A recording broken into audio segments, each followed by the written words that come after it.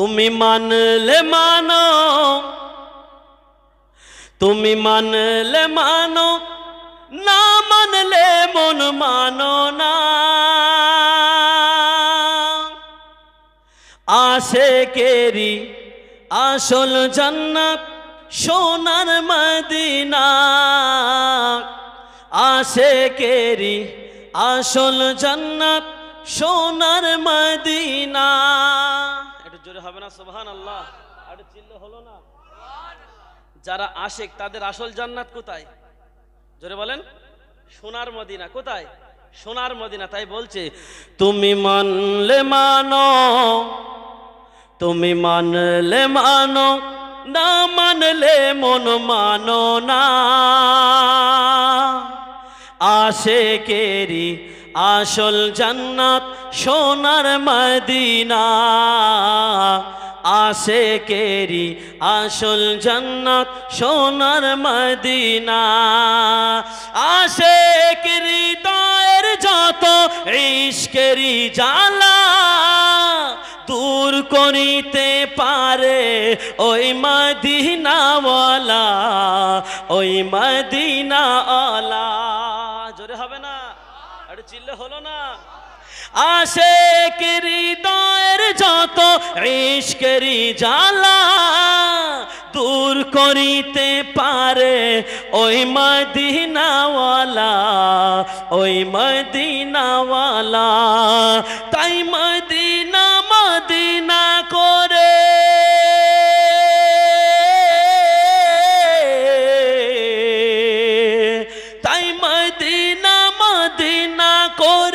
হয়ে যায় ফানা।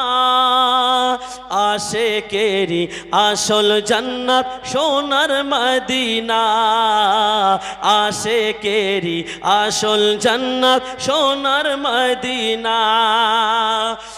এক সময় ছিল মদিনা, এক সময় ছিল মদিনা অলক্ষণের ভূমি। নবীর ছোঁয়ায় হলো আরশের চেয়ে দামি, আরশের চেয়ে দামি। একটু জোরে হলো না? এতগুলো মানুষ একটু উচ্চ আওয়াজে একটু তাকবীর দেন, নারায়ে তাকবীর। আর একটু জোরে দেন, নারায়ে তাকবীর। আমার নবী যেখানে শুয়ে আছে, আমার নবীর জিসম মুবারক যার সঙ্গে যে মাটির সঙ্গে লেগে আছে, ওই জায়গার মাটিটা আল্লাহর রসুলের ছোঁয়ার কারণে ওই মাটিটা আরশের চাইতেও আরো দামি হয়ে গেছে আল্লাহর কাছে। বলুন সুবহানাল্লাহ। তাই বলছে এক সময় ছিল মদিনা অলক্ষণের ভূমি। নবীর ছোঁয়ায় হলো আরশের চেয়ে দামি, আরশের চেয়ে দামি। নবী যে তাই আছেন শুয়ে,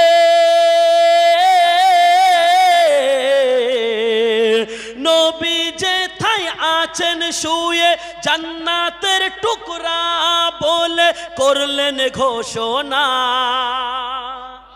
জোরে। নবী যে তাই আছেন শুয়ে, জান্নাতের টুকরা বলে করলেন ঘোষণা।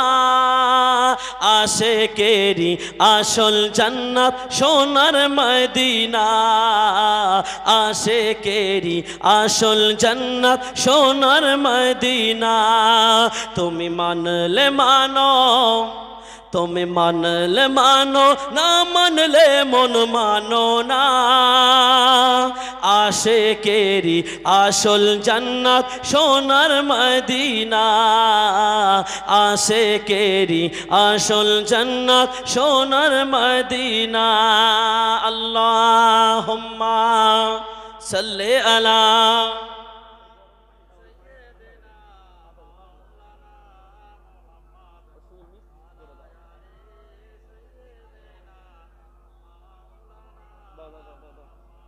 कलमा ला इलाहा।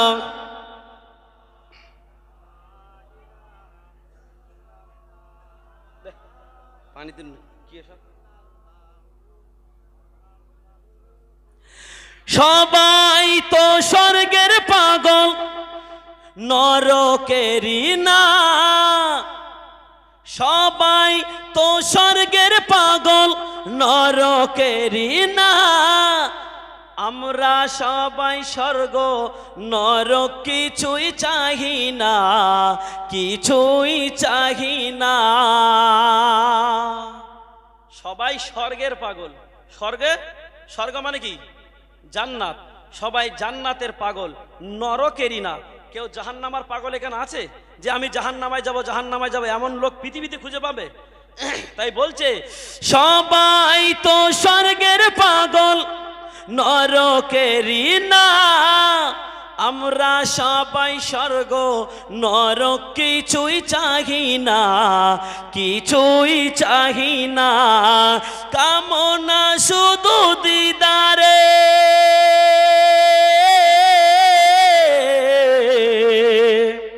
কামনা শুধু দিদারে নবী ও রব্বানা।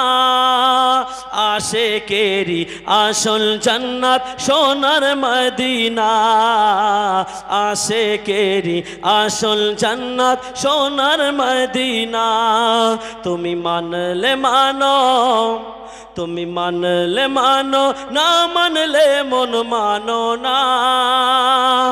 আশিকেরি আসল জান্নাত সোনার মদিনা, আশিকেরি আসল জান্নাত সোনার মদিনা। আল্লাহুম্মা সাল্লি আলা।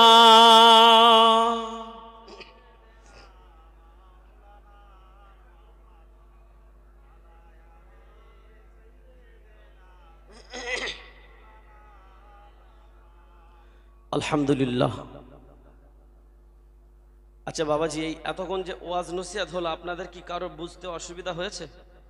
এই কথা বলেন, অসুবিধা হয়নি তো? কই দেখি কার কার বুঝতে অসুবিধা হয়নি, একটু হাত উঁচু করেন। হয়নি তো? তাহলে ঠিক আছে। যদি অসুবিধা হয় আমাকে বলবেন, আমি এখনো আছি এখানে, চলে যাইনি। অসুবিধা হলে আমাকে বলবেন, প্রয়োজন হয় আবার রিপিট করে বলে দেব, কারণ চলে যাওয়ার পরে পিছনে গীবত করাটা কিন্তু ঠিক হবে না, ঠিক কিনা? হ্যাঁ, যদি কারোর বুঝতে অসুবিধা আমাকে বলবেন যে হুজুর আমি এই জায়গায় বুঝতে পারিনি, ইনশাল্লাহ আমি আপনাদেরকে ক্লিয়ার করে দেবো ইনশাল্লাহ। চলুন এবারে যে কথা বলছিলাম, আল্লাহর রাসূল সাল্লাল্লাহু আলাইহি ওয়াসাল্লাম এতক্ষণ যেটা বললাম, কোরআনের মধ্য থেকে আল্লাহ পাক কি বললেন? কুলিয়া ইবাদিয়াল্লাযীনা আসরাফু আলা আনফুসিহিম লা তাকনাতু মির রাহমাতিল্লাহ ইন্নাল্লাহা ইয়াগফিরুয যুনুবা জামিআ ইন্নাহু হুয়াল গফুরুর রহিম। এই বিষয় নিয়ে আলোচনা হয়ে গেছে।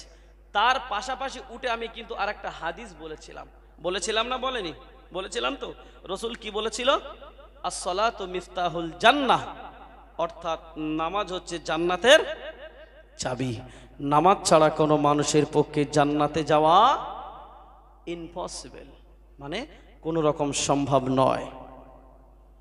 ও আমার ভাইজানেরা, ও সোনার মানিকেরা, কান খুলে শুনে রেখে দিন, জেনে রেখে দিন, নবী আমার দিন ও দুনিয়ার বাদশাহ হাবিবুল্লাহ জনাবে মুহাম্মদ রাসূলুল্লাহ সাল্লাল্লাহু আলাইহি ওয়াসাল্লাম, আল্লাহর নবী, তিনি জানিয়ে দিল নামাজ হলো জান্নাতের চাবিকাঠি।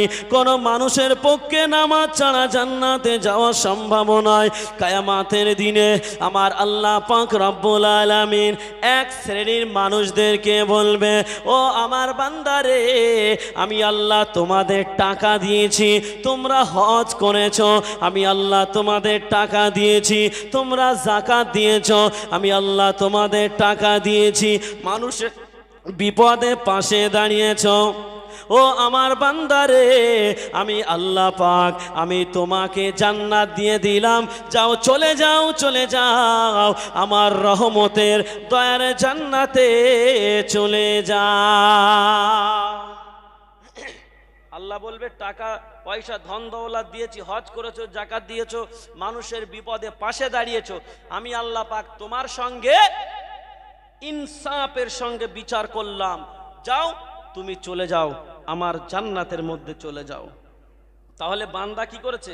হজ করেছে, যাকাত দিয়েছে, মানুষের বিপদে পাশে দাঁড়িয়েছে, দুনিয়ার ভালো কাজ সে করেছে। ও আমার ভাইজানেরা, আল্লাহ পাক রব্বুল আলামিন যখন ওই বান্দাকে বলল, ও আমার বান্দারে, যাও আমার জান্নাতে চলে যাও, ওই ব্যক্তিটা ছুটে ছুটে ছুটে ছুটে আল্লাহর রহমতের দয়ার জান্নাতের দিকে চলতে থাকবে। দেখতে পাওয়া যাবে ওই বান্দাটা দেখবে জান্নাতের দরওয়াজায় বড় করে একটা তালা ঝোলানো আছে। ও আমার ভাইজানেরা, ওই বান্দাটা রিটার্ন ব্যাক চলে যাবে, আল্লাহর কাছে চলে যাবে। আল্লাহ রাব্বুল আলামিনকে বলবে, আল্লাহ পাক আপনি আমাকে জান্নাত দিয়েছেন, কিন্তু জান্নাতের চাবিটা কেন আমায় দিলেন না? আল্লাহ আল্লাহ আপনি জান্নাতের চাবিটা দিন। আমার আল্লাহ পাক ওই বান্দাকে বলবে, কেন বান্দা, আমি চাবিটা তো তোমার দুনিয়ার জমিনে পাঠিয়েছিলাম। আমার রাসূল কি হাদিসের মধ্যে বলেনি, as-salatu মিফতাহুল জান্নাহ, অর্থাৎ নামাজ হলো জান্নাতের চাবিকাঠি। কোন মানুষ যদি নামাজ না পড়ে, সে চাবিটা দুনিয়ায় ফেলে আসলো, সে জান্নাতের দরওয়াজা কেমন করে খুলবে? ও আমার বান্দারে, এই জান্নাতের চাবি আজ কিয়ামতের ময়দানে পাওয়া যাবে না। জান্নাতের চাবি হলো দুনিয়ায়। কোথায়? জান্নাতের চাবি কোথায়? দুনিয়ায়।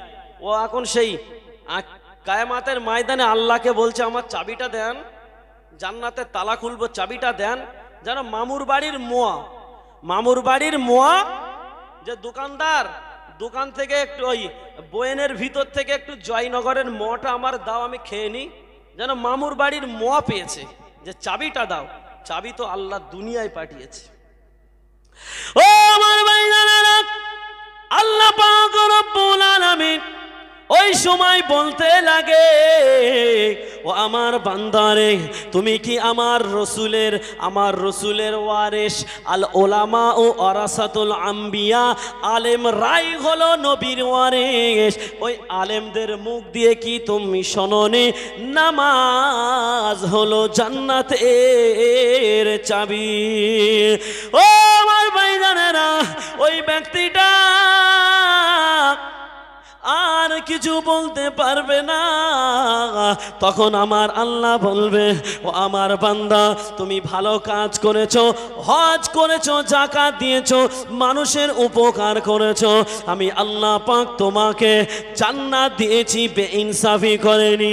ও আমার বান্দারে, তুমি জান্নাত পেয়েছো, কিন্তু তুমি ভালো কাজ করার পর তার পাশাপাশি যদি তুমি নামাজ আদায় করতে, আজ কিয়ামতের দিনে তোমার জন্য জান্নাতের দরওয়াজা ওপেন হয়ে যেত। ও আমার বান্দারে, তুমি হজ করেছো, যাকাত দিয়েছো, দুনিয়ার ভালো কাজ করেছো, তার পাশাপাশি যদি তুমি নামাজ আদায় করতে, আমি আল্লাহ পাক আমি তোমার জান্নাতের দরওয়াজা খুলে দিতাম। কিন্তু তুমি নামাজ না পড়ার কারণে জান্নাতের দরওয়াজা তোমার জন্য খুলবে না। যাও, চলে যাও, চলে যাও, আমার আযাবে জাহান্নাম, সেই জাহান্নামায় চলে যাও। আল্লাহ বলছে, তুমি ভালো কাজ করেছো। মনে করুন আমাদের কথা বলছি আমি এখানে, মনে করুন আমরা হজ করেছি, যাকাত দিয়েছি, ভালো কাজ করেছি, কিন্তু নামাজ পড়েনি। আল্লাহ বলবে, তুমি ভালো কাজ করেছো, যাও জান্নাতে যাও, জান্নাতে যাও, কিন্তু জান্নাতের যে চাবিটা হচ্ছে নামাজ, এই নামাজটা পড়েনি, তাহলে তার জান্নাতের তালাটা খুলবে কি করে? আল্লাহ পাক রব্বুল আলামিন পবিত্র কোরআনের মধ্যে বললেন, ওয়াল মাইতি আল্লাহ declare in the holy Quran that I creation heavens and mankind only perform events. Allah declare in a sentence of the holy Quran that you find prayer means namaz, declare in a sentence of the holy Quran not only one place but declare at 82 places. জোরে বলুন সুবহানাল্লাহ। এই ইংলিশটির বাংলা অর্থ হলো আল্লাহ পাক, আচ্ছা ইংলিশটির আরবিটা আগে বলে নেই। আল্লাহ পাক এই ইংলিশটির আরবি ওয়ার্ডের মধ্যে কি বলছে? আল্লাহ পাক রব্বুল আলামিন বলল, ওমা খলাকতুল জিন্না ওয়াল ইনসা ইল্লা লিয়াবুদুন। আমি আল্লাহ পাক জিন এবং ইনসানকে সৃষ্টি করেছি, আমি আল্লাহ পাক আমার ইবাদত করার জন্য। বলুন সুবহানাল্লাহ। শুধু তাই নয়, আমি বললাম অ্যাট 82 প্লেসেস, 82 মানে আল্লাহ পাক 82 জায়গায় এই নামাজের কথা বলেছে। ও আমার ভাইজানেরা, আমরাও যদি ভালো কাজ করি আর যদি সেই নামাজটা না পড়ি, আমাদের পক্ষেও জান্নাতে যাওয়া কখনোই সম্ভব নয়। কোনো মানুষ যদি মানুষকে ভালোবাসে, তার নামটা হাত কেটে লেখে। এই যুবকরা লেখে না? লেখে না? লেখে তো। হ্যাঁ। আর আল্লাহ নামাজকে এতটা ভালোবাসে, কোরআনের মধ্যে এক জায়গায় নয়, দু জায়গায় নয়, 82 জায়গায় আল্লাহ নামাজের কথা ঘোষণা করেছে। আর সেই নামাজ যদি আমি আপনি না পড়ি, জান্নাতের তালা ওপেন হয়ে যাবে? হবে? কখনো সম্ভব নয়। তাই আমি আপনাদেরকে বলবো, আমরা প্রত্যেকেই নামাজ পড়বো। বলুন ইনশাআল্লাহ, জোরে বলুন ইনশাআল্লাহ। নামাজ পড়তে হবে। সেই মৃত ব্যক্তি মনে আছে? কাফনের মধ্যে কি হচ্ছিল, কি কি কারণে মনে আছে তো? যাকাত দিতে হবে। যাকাতটা হচ্ছে কার হক? এই জোরে বলেন, গরিবের হক। ওই গরিবের হক যদি কেউ মারে, রাসূলুল্লাহ হক সম্পর্কে একটা কথা বললেন। বলবো? আপনাদের অসুবিধা হচ্ছে না তো? আচ্ছা, দেখি একটু তাকবীর দান তো, দেখি নারায়ে তাকবীর। মাশাআল্লাহ, এতগুলো মানুষ তাকবীর দিয়েছেন। আর একটু জোর হবে। দেখেন, আমি সেই উত্তর দমদম এয়ারপোর্ট থেকে আমি এসেছি। অনেক কষ্ট করে আপনাদের এই ভিড় ঠেলে, কলকাতা থেকে যে এত ভিড় ধারণার বাইরে, সুদূর কলকাতা থেকে আপনাদের এই খিদমতে আমি এসেছি। তো আমি কিন্তু এখনো গলার আওয়াজ কিন্তু কমিয়ে দিইনি। প্রতি রাত্রে, প্রায় রাত্রে এইভাবে মাইকে কথা বলতে হয়। শুধু আপনাদের এই মাটিয়া গাছে না, এই আপনাদের 24 পরগনা, নদিয়া, হাওড়া, হুগলি, মেদিনীপুর, কুচবিহার, মালদা, মুর্শিদাবাদ, উত্তর দিনাজপুর, দক্ষিণ দিনাজপুর, সমস্ত জায়গায় ওই আমি ড্রাইভ করি, আমি চালিয়ে যাই গাড়ি। আপনাদের দোয়ায় প্রায় রাত্রে কথা বলতে হয় এই মাইকে। তো আমি কিন্তু এখনো গলার আওয়াজটা চেপে, আমি কিপটে বলে না গ্রামের ভাষায়, তো আমি কিন্তু সে কিপটামো এখনো করিনি। আমি যদি কিপটামো করি, আপনাদের ওয়াজ শুনতে ভালো লাগবে না। ওই জন্য আপনারাও আমার সঙ্গে কৃপণতা করবেন না, একটু উচ্চ আওয়াজে দেন নারায়ে তাকবীর। মাশাআল্লাহ, নারায়ে তাকবীর, নারায়ে তাকবীর। ও আমার ভাইজানেরা, ও মাটিয়া গাছার মানুষেরা, ও মাটিয়া গাছার মা বোনেরা, বেটিরা, কান খুলে শুনে রেখে দিন, জেনে রেখে দিন। নবী আমার দিন ও দুনিয়ার বাদশাহ হাবিবুল্লাহ জনাবে মুহাম্মদ রাসূলুল্লাহ সাল্লাল্লাহু আলাইহি ওয়াসাল্লাম আল্লাহ নবী হক সম্পর্কে বলতে গিয়ে আল্লাহ নবী সাহাবীদেরকে নিয়ে বসে পড়লেন। আল্লাহ নবী সাহাবীদেরকে বলতে লাগলো, ও আমার সাহাবীরা, আমি রাসূলুল্লাহ আমি তোমাদের জানিয়ে দিলাম হুকুকুল্লাহ হুকুকুল ইবাদ, হুকুকুল্লাহ হুকুকুল ইবাদ। আল্লাহ নবী সাহাবীদেরকে বলল, একটা হলো বান্দার হক, একটা হলো আল্লাহর হক, একটা হলো বান্দার হক, একটা হলো আল্লাহর হক। কোন বান্দা যদি আল্লাহর হক নষ্ট করে, আমার আল্লাহ যদি ইচ্ছে করে ওই বান্দাকে মাফ করতে পারে, আবার নাও পারে। কিন্তু কোন বান্দা, কোন বান্দি যদি বান্দার হক নষ্ট করে, একজন ব্যক্তি অপরজন ব্যক্তির হক যদি নষ্ট করে, আমার আল্লাহ পাক ওই ব্যক্তিকে মাফ করবে না যতক্ষণ পর্যন্ত ওই ব্যক্তি ক্ষমা না করবে। স্বয়ং আমার আল্লাহ পাক ওই ব্যক্তির ক্ষমা করবে না।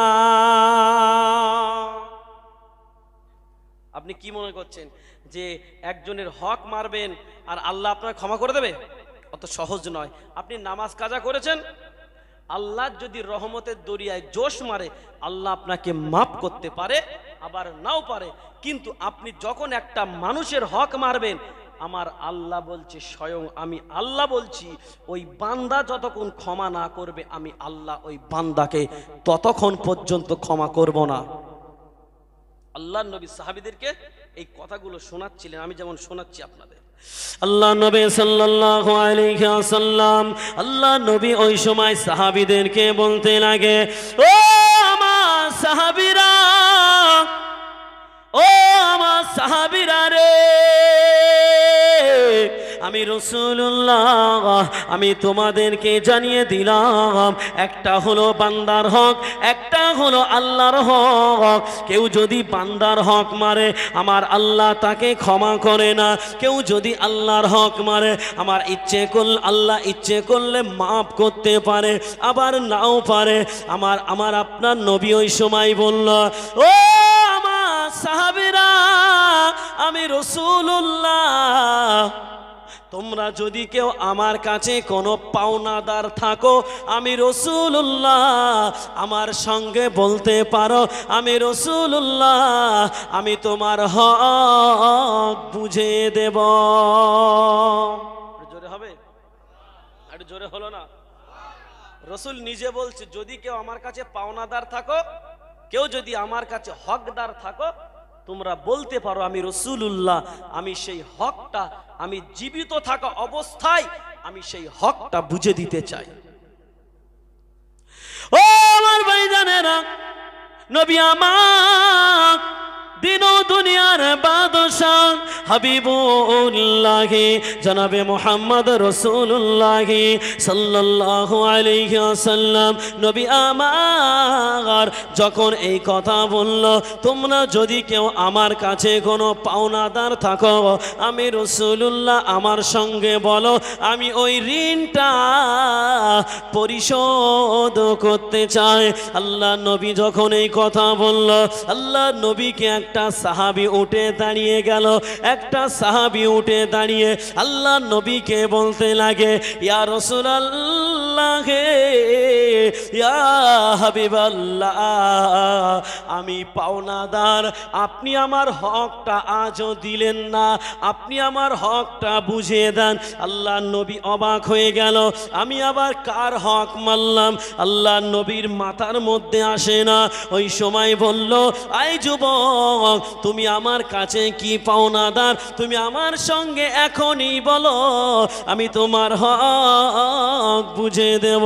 আল্লাহ নবী যখন এই কথা বলল, আল্লাহ নবীকে বলতে লাগে, ইয়া রাসূলুল্লাহ ইয়া হাবিবাল্লাহ, আজ থেকে বেশ কয়েকদিন আগে আপনি আমাকে একটা যুদ্ধের ময়দানে পাঠিয়েছিলেন। আজ থেকে বেশ কয়েকদিন আগে আপনি আমাকে একটা যুদ্ধের ময়দানে পাঠিয়েছিলেন।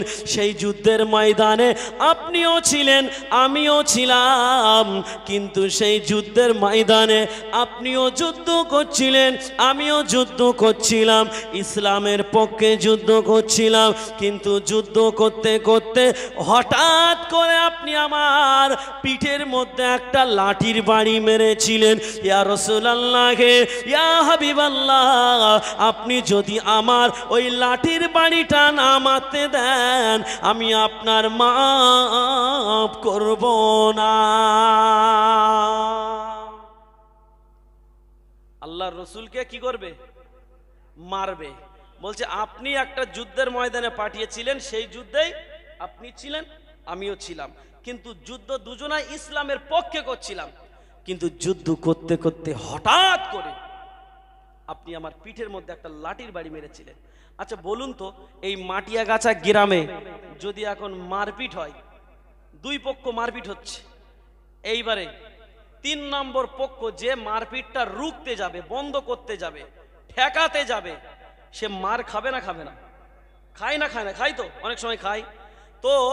আল্লাহর রসুল এবং আল্লাহ রসুলের সাহাবী দুজন যুদ্ধ করছে। এখন যুদ্ধ করতে করতে লাঠির বাড়ি তো একটা পড়তেই পারে, রসুল তার ইচ্ছা করে মারেনি। বলছেন না, আপনি যদি আমার ওই লাঠির বাড়িটা আপনার পিঠের মধ্যে না মারতে দেন, ইয়া রাসূলুল্লাহ ইয়া হাবিবাল্লাহ, আমি আপনাকে মাফ করব না। কি সর্বনাশ বলেন তো। ও আমার ভাইজানেরা, আল্লাহ নবীকে বলল, ইয়া রাসূলুল্লাহ হাবিবাল্লাহ, হুজুর আপনি যদি আপনার পিঠের মধ্যে আমায় না মারতে দেন আমি আপনার মাফ করব না। আল্লাহ নবী ওই সময় বলল, এই যুবক তুমি জলদি করে আসো, তুমি আমাকে মেরে তোমার হক তুমি বুঝে নাও। আল্লাহ নবী যখন এই কথা বলল, আল্লাহ নবী সাহাবী হযরতে উমর সেখানে উপস্থিত ছিল। হযরতে উমর তো এত রাগী সাহাবী, হযরতে উমর যে রাস্তা দিয়ে একদিন হেঁটে যেত 41 দিন পর্যন্ত শয়তান সেই রাস্তা দিয়ে যেতে ভয় করত। আল্লাহ নবী যখন ওই যুবককে বলল, তুমি আসো, তুমি আমাকে মেরে তোমার হকটা তুমি বুঝে নাও। আল্লাহর নবী যখন ওই যুবকটাকে মারির কথা বলল, ওই যুবকটা আমার নবীকে মারবে, হযরতে উমর রেগে আগুন হয়ে গেল। হযরতে উমর ওই সময় বলে, এই যুবক তুই শুনে রেখে দে, জেনে রেখে দে, আমি উমর এখনো জীবিত আছি, পৃথিবীর কোনো মায়ের লাল নাই আমার সামনে আমার রসুলের গায়ে হাত তুলবে। হাত তোলা তো দূরের কথা, আমার রসুলের গায়ে যদি হালকা গায়ের পলকা টাচ করে, আমি রসুলের সাহাবী উমর বলছি তার পৃথিবীর জমিন থেকে চিরতরে বিদায় দিয়ে দেব। নবীর প্রেম দেখেছেন? এই হচ্ছে নবীর প্রেম। বলছে, এই কি মনে করেছিস আমি ওমর এখনো জীবিত আছি, তোর ক্ষমতা আছে আমার সামনে আমার রসুলের গায়ে হাত দিবি? আল্লাহ নবী ওমরকে তাম্বি করলো, ওমর ওটা চলবে না, তার সে পাওনাদার, তার হক তাকে বুঝে নিতে দাও, সে আমাকে মেরে তার হকটা বুঝে নে, কারণ আমি রসুলুল্লাহ কিয়ামতের ময়দানে আল্লাহর সম্মুখে আমার দাঁড়াতে হবে, তার হক তাকে বুঝে নিতে দাও। ও আমার ভাইজানেরা, আল্লাহ নবী সাল্লাল্লাহু আলাইহি ওয়াসাল্লাম হযরতে উমরকে তাম্বি করলো, বাবা উমর তুমি ঠান্ডা হয়ে যাও, তার হকটা তাকে বুঝে নিতে দাও। আল্লাহ নবী যখন এই কথা বলল, উমর তো ঠান্ডা হয়ে গেল। আল্লাহ নবী বলছে, বাবা যুবক আসো, তুমি আমাকে মেরে তোমার হক বুঝে নাও। আল্লাহ নবীকে বলতে লাগে, ইয়া রাসূলুল্লাহ, ইয়া হাবিবাল্লাহ, হুজুর আপনি যখন আমার পিঠের মধ্যে মেরেছিলেন আমি তখন খালি গায়ে ছিলাম, আমার গায়ে কোনো পিরহান ছিল না, আমার গায়ে কোনো জুব্বা ছিল না। ইয়া রাসূলুল্লাহ, ইয়া হাবিবাল্লাহ, হুজুর আপনি যদি আপনার গায়ে পিরহান পরে মারতে দেন আমি মারবো না, আমার হক আমি মাফ করব না। আল্লাহ নবীকে বলল, আপনি যেমন আমার খালি পিঠের মধ্যে আঘাত করেছিলেন আমিও আপনাকে তেমন খালি পিঠের মধ্যে আঘাত করতে চাই। আল্লাহ নবীকে যখন এই কথা বলল, হযরতে উমর আর থাকতে পারল না। হযরতে উমর তরবারি বার করলো, তরবারি বার করে হযরতে উমর বলছে, আর একটা কথা বলবি তোর গর্দান উড়িয়ে দেব। আল্লাহর নবী বলল, ও বাবা উমর, তার হক তার বুঝে নিতে দাও। বলছে, আপনি আমাকে যখন মেরেছিলেন যুদ্ধের ময়দানে তখন আমি খালি পিঠে ছিলাম, খালি পিঠে, আর আপনি তো জামা পিরাহান পাঞ্জাবি জুব্বা পরে আছেন, আমি ওতে ওইভাবে মারবো না। আপনি আমাকে যেভাবে মেরেছেন আমিও আপনাকে ঠিক সেইভাবে মারবো, যদি মারতে দেন তাহলে আপনাকে আমি মাফ করব। আল্লাহর নবীকে যখন এই কথা বলল, উমর তরবারি বার করেছে, তোর গর্দান এক কোপে আমি আলাদা করে দেব। তুই আমার নবীর গায়ে আঘাত করবি বলছিস, আবার ফের বলছিস জামা খুলতে? তোর এত বড় ক্ষমতা, এত বড় পাওয়ার কে দিয়েছে? আমি উমর এখনো জীবিত আছি, খবরদার একবার বিয়াদবি করবি তো এই তরবারি দিয়ে তোর গর্দান আলাদা করে দেব। ও আমার ভাইজানেরা, আল্লাহর নবী উমারকে বলতেন, আগে বাবা উমার, তার হক তাকে বুঝে নিতে দাও। আল্লাহ নবী উমারকে তাম্বি করে বসিয়ে দিল। উমার বসে গেল। আল্লাহ নবী ওই সাহাবীকে ডাকলো, ও আমার সাহাবী রে, তুমি আসো। আমি আমার পিরহানটা খুলে দিলাম, আমি আমার জুব্বাটা খুলে দিলাম। আল্লাহ নবী যখন ডাকলো, তুমি আমাকে মেরে তোমার হকটা তুমি বুঝে নাও। আল্লাহ নবী যখন ডাকলো, আল্লাহ নবী সাহাবী আল্লাহ নবীকে মারার জন্য এবারে গুটি গুটি গুটি গুটি পায়ে আল্লাহ নবীর দিকে এগিয়ে আসলো। দেখতে পাওয়া গেল আল্লাহ নবীকে মারার জন্য যখন আল্লাহ নবীর দিকে এগিয়ে আসলো, আল্লাহ নবী পিছনে আল্লাহ নবী যে পিঠে মেরে আল্লাহ নবী যখন পিঠের মধ্যে আঘাত করেছিল, আল্লাহ নবীকে মারার জন্য পিঠে আঘাত করার জন্য পিছন দিক দিয়ে আসছিলেন। আল্লাহ নবীকে পিছন দিক দিয়ে এসে আল্লাহ নবীকে জড়িয়ে ধরে আল্লাহ নবীর পিঠের মধ্যে চুমা দিয়েছিলেন। বলুন সুবহানাল্লাহ। আর একটু জোরে হলো না? আল্লাহ নবীর পিঠের মধ্যে চুমা দিয়েছিলেন। যাই হোক, এখনো শেষ হয়নি, ঠিক আছে? তো যাই হোক, আমার বক্তা বাবু চলে এসেছেন, তো ওনাকে বসিয়ে রেখে ওয়াজ করাটা ঠিক হবে না, ঠিক আছে? ওই জন্য আমি বক্তৃতাটা এখানে রেখে দিলাম।